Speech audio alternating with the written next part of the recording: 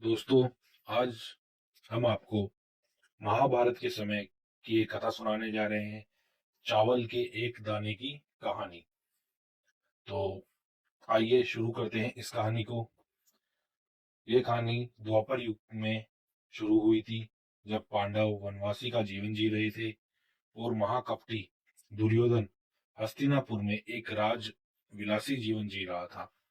और एक दिन महर्षि दुर्वासा अपने शिष्यों के साथ हस्तिनापुर आए। दुर्योधन ने काफी अच्छे से उनका अतिशय किया। और इसी पवित्र कार्य के बीच दुर्योधन ने अपने मामा शकुनी के साथ मिलकर पांडवों को परास्त करने की एक नई योजना बनाई। जब महर्षि दुर्वासा ने कहा कि हम अब भोजन करेंगे, तब दुर्योधन बोला कि ऋषि भोजन कराना एक महापुण्य का काम है, लेकिन महर्षि दुर्वासा, मैं आपसे अनुरोध करता हूँ, इस महापुण्य का अवसर मैं अपने बड़े भ्राता युधिष्ठिर को देना चाहता हूँ। इतना कहकर दुर्योधन ने महर्षि दुर्वासा और उनके शिष्यों को नजदीक के वन में बसे युधिष्ठिर की कुटिया में भोजन करने के लिए भेज दिया। और वो ये जानता था कि दोपहर के समय पांडव द्रौपदी सहित खाना खा चुके होंगे और कुटिया में अन्न शेष नहीं होगा। कुछ ही समय में महर्षि दुर्वासा अपने शिष्यों के साथ पांडवों की कुटिया के सामने उपस्थित हो गए। वहां युधिष्ठिर ने बड़े आदर भाव के साथ उनका स्वागत किया। और महर्षि दुर्वासा ने युधिष्ठिर को दुर्योधन के साथ हुआ अपना वार्तालाप बता दिया और कहा कि मैं और मेरे शिष्य स्नान के पश्चात भोजन ग्रहण करेंगे।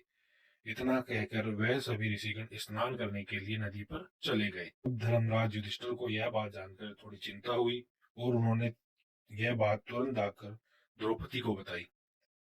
द्रौपदी ने कहा कि इस वक्त तो हमारे पास कुछ भी नहीं है भोजन। अ, द्रौपदी का दिल यह सोचकर घबराने लगा, अगर ऋषियों को भोजन नहीं कराया तो उन्हें महर्षि दुर्वासा की क्रोध और श्राप का सामना करना पड़ सकता है। उस कठिन घड़ी में द्रौपदी ने अपने मित्र, अपने सखा भगवान श्री कृष्ण को याद किया। और उसी वक्त लीलाधर श्री कृष्ण ने द्रौपदी की कुटिया के अंदर प्रवेश किया और उन्हें देखते ही द्रौपदी उनके पास दौड़कर चली गई और उन्हें अभिवादन करके अपनी समस्या बताने लगी।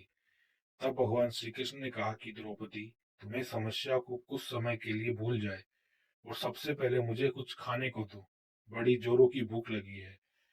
तब द्रौपदी ने अक्षय पात्र लाकर कृष्ण के हाथ में दिया, साथ ही अपनी समस्या भी बताई कि महर्षि दुर्वासा और उनके शिष्य कुछ देर में भोजन करने के लिए आने वाले हैं, लेकिन घर में तो जरा सा भोजन शेष नहीं है।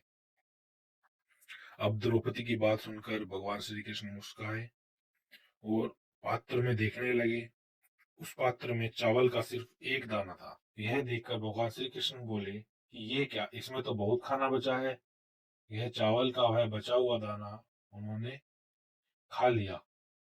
इधर श्री कृष्ण के चावल का वह दाना खाते ही उधर स्नान करके नदी से बाहर निकले महर्षि दुर्वासा और उनके शिष्यों का पेट भर गया और उन्हें डकार आने लग गई। और वह युधिष्ठिर की कुटिया की ओर जाने के बजाय अपनी यात्रा के लिए प्रस्थान कर गए। इस तरह चावल के एक दाने से ही भगवान श्री कृष्ण ने ऋषियों का पेट भर के उनके क्रोध और उनके श्राप से पांडवों की रक्षा की। तो दोस्तों, ये थी चावल के एक दाने की कहानी। आशा करते हैं आपको ये कथा पसंद आई होगी। जय श्री कृष्ण, राधे राधे। हमारे चैनल को प्लीज सब्सक्राइब कीजिए, वीडियो को लाइक कीजिए, शेयर कीजिए।